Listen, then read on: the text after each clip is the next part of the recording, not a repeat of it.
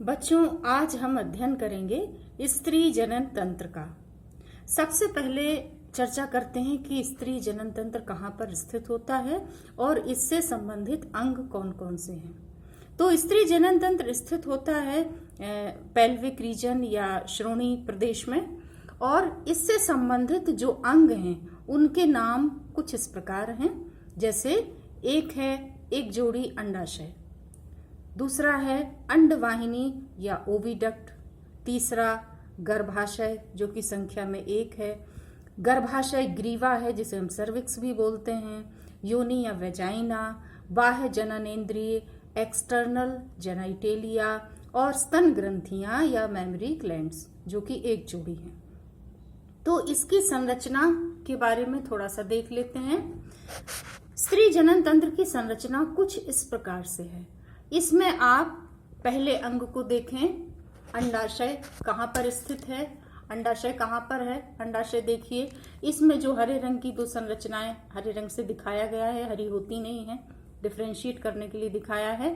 तो ये जो रचना है जो कि आपके मेरुदंड के दोनों ओर एक एक पाई जाती है, ये है अंडाशय या इसी को ओवरी भी कहते हैं। ठीक है, ये यहाँ पर स्थित है और ये लिगामेंट की सहायता से जुड़ी रहती है। और इसके साथ साथ आप देखेंगे अंडवाहिनी या ओविडक्ट या इसी को फैलोपियन नलिका भी कहते हैं, ये भी जोड़े में है। और ये कहाँ पर स्थित हैं? अंडाशय के पास से होते हुए इसकी जो लंबाई है वो है 10 से 12 सेंटीमीटर तक। तो ये कहाँ से है? 10 से 12 सेंटीमीटर तक की लंबाई की ये जो संरचना है, ये संरचना अगर आप बिल्कुल अंडाशय के पास में इसको देखेंगे तो आप पाएंगे कि इसमें एक कीप के समान संरचना दिख रही है। कीप के समान जो संरचना है इसको हम कहते हैं इनफंडीबुलम। ठीक, इसको कहते हैं इनफंडीबुलम।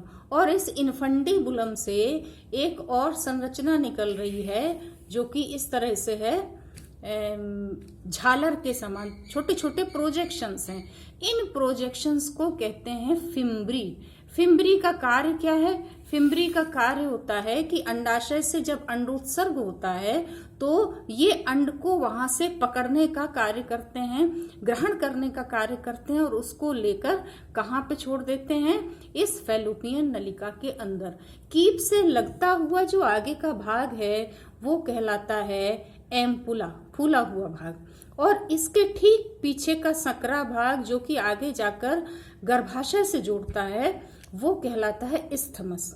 बीच के फूले हुए भाग को कहते हैं फंडस। और इसके बाद आप देखेंगे गर्भाशय की संरचना किस प्रकार की है। गर्भाशय वास्तव में वो स्थान है जिसको हम बच्चादानी भी कहते हैं, और इसकी दीवार काफी मोटी होती है। किस तरह की इसकी दीवार है? ये 3 हिस्सों से मिलकर बनी होती है। सबसे बाहरी हिस्सा जिसे हम कहते हैं पेरीमिट्रियम या परिगर्भाशय, जो कि एक झिल्ली है। उसके अंदर का भाग है जो पेशियों का बना हुआ है, ये अरेखित पेशियां हैं और ये कहलाता है मायोमिट्रियम। उसके भी और अंदर का भाग जो आंतरिक स्तर है वो कहलाता है अंतःस्तर या एंडोमिट्रियम। तो एंडोमिट्रियम का कार्य क्या है और मायोमिट्रियम का? मायोमिट्रियम जो कि पेशियों का बना स्तर है, इसका कार्य होता है प्रसव के समय जो अत्यधिक संकुचन होते हैं वो इसके कारण होते हैं, इसी स्तर में होते हैं। और एंडोमेट्रियम चक्रीय रूप से कार्य करती है। ये अंदर का स्तर जो है ये मेंस्ट्रुअल साइकिल के अनुसार बनता रहता है और झड़ता रहता है। इसके आगे आप जाएंगे तो गर्भाशय जहां पर समाप्त होता है वो संरचना है गर्भाशय ग्रीवा। और आगे जाके गर्भाशय ग्रीवा नाल और फिर योनि यानी कि वजाइना में खुलती है, और ये सब मिलकर बर्थ कैनाल बनाते हैं जो शिशु के निष्कासन को संभव बनाता है। अब इसके साथ साथ आपको देखना है कि इससे जुड़ी हुई क्रियाएं कौन कौन सी हैं। स्त्री जनन तंत्र से जुड़ी हुई क्रियाएं हैं प्रमुख रूप से अंडोत्सर्ग या ओव्यूलेशन, निषेचन या फर्टिलाइजेशन, सगर्भता या प्रेगनेंसी, शिशु जन्म एवं देखभाल में सहायता। तो इतनी तो बात हुई जनन तंत्र की संरचना की, लेकिन यदि प्रश्न आता है संपूर्ण स्त्री जनन तंत्र के वर्णन करने का, तो आपको ध्यान रखना होगा कि इसके साथ साथ आपको स्तन ग्रंथि या मेमरी ग्लैंड्स के बारे में भी बताना होगा। तो इनका आप संरचना देख सकते हैं। स्तन ग्रंथियां जो हैं ये ग्रंथिल ऊतक और वसा ऊतक से मिलकर बनी हुई हैं, जो कहाँ पर स्थित हैं। अगर इसकी काट का चित्र आप देखें तो आपको दिखाई देगा कि जो वक्ष की दीवार है, आपने पसलियों की संरचना देखी होगी, तो जहां पर वक्ष की दीवार है और बीच बीच में आपको ये निशान इसमें दिख रहे हैं, जहां पर की पसलियां इसमें जुड़ी हुई होंगी, ये वाले स्थान दिख रहे हैं, तो ये वाली वो जगह है, वक्ष की दीवार, चेस्ट वॉल है। इसके अंदर पेक्टोरियल पेशियों का एक स्तर है और फिर उसके अंदर स्तन ग्रंथि है, जो कि छोटी छोटी पालियों या लोब्यूल से मिलकर बनी होती है।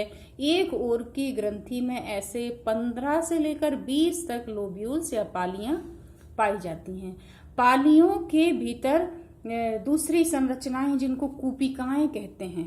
कूपिकाओं के भीतर एपिथेलियम ऊतक है, जिससे दूध का निर्माण और स्रावण होता है, और वहां पर जो रिक्त स्थान है, अवकाश हैं, उनमें ये भरा होता है और अवकाशों से एकत्रित होकर के नलिकाओं में आता है। नलिकाओं से लैक्टिफेरस डक्ट, जो एक बड़ी नलिका है, वहां पर संग्रह होकर आता है और फिर निपल के माध्यम से इसको बाहर निकाला जा सकता है। तो इतनी संरचना हुई स्त्री जनन तंत्र की। आगे हमको पढ़ना है कि स्त्री जनन तंत्र से होने वाली जो क्रियाएं हैं वो कैसे होती हैं, लेकिन उससे भी पहले हमको मनुष्य के अंदर गैमीट का निर्माण, युग्मक के निर्माण की प्रक्रिया को भी पढ़ना होगा, जिसे हम अगले वीडियो में पढ़ेंगे।